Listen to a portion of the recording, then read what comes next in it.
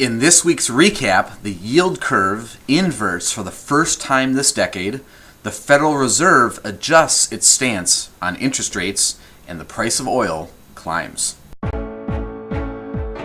Emotion has no place in your investments, so how do you know what news actually matters? Hi, I'm Eric, and in the next few minutes, we're going to forget the headlines and focus on the facts.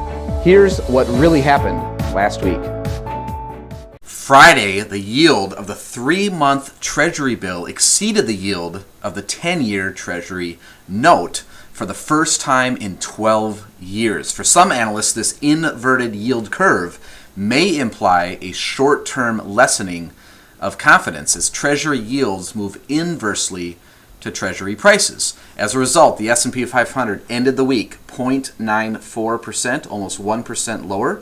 The NASDAQ Composite fell 0.8%, and the Dow Industrials lost 1.19%. In contrast, the MSCI EAFE index following international stocks rose, gaining 0.52% for the week. On Wednesday, the Federal Reserve held interest rates steady but lowered its estimate of 2019 economic growth to 2.1%. Last December, the central bank forecast 2 rate hikes in 2019. It now expects to leave rates unchanged this year, with 1 quarter-point hike projected for 2020. This pivot may acknowledge a slight change in economic conditions. The Fed's latest policy statement noted that the growth of economic activity has slowed from its solid rate in the fourth quarter.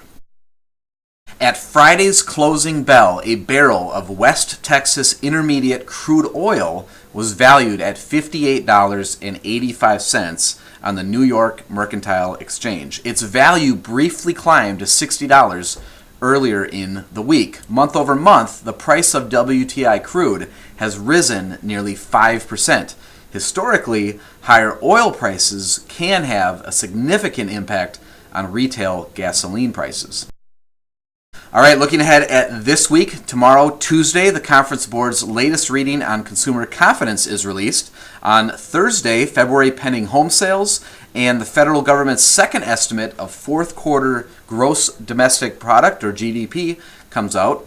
And then wrapping up the week on Friday, reports on consumer spending and new home sales. And March's final University of Michigan Consumer Sentiment Index is released, which is another measure of consumer confidence levels. Aside from that key economic data, a U.S. delegation is scheduled to accompany Secretary of the Treasury Steve Mnuchin to China this week to further trade negotiations. Finally, Brexit will not occur this Friday as the European Union has extended the United Kingdom's deadline in response to Prime Minister Theresa May's request.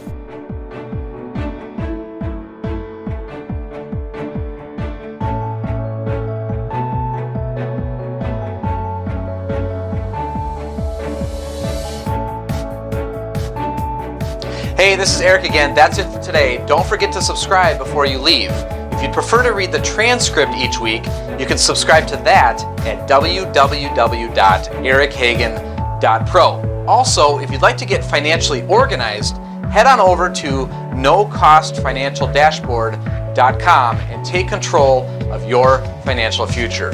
Lastly, if you want to find out if you're invested right, visit getinvestedright.com right now.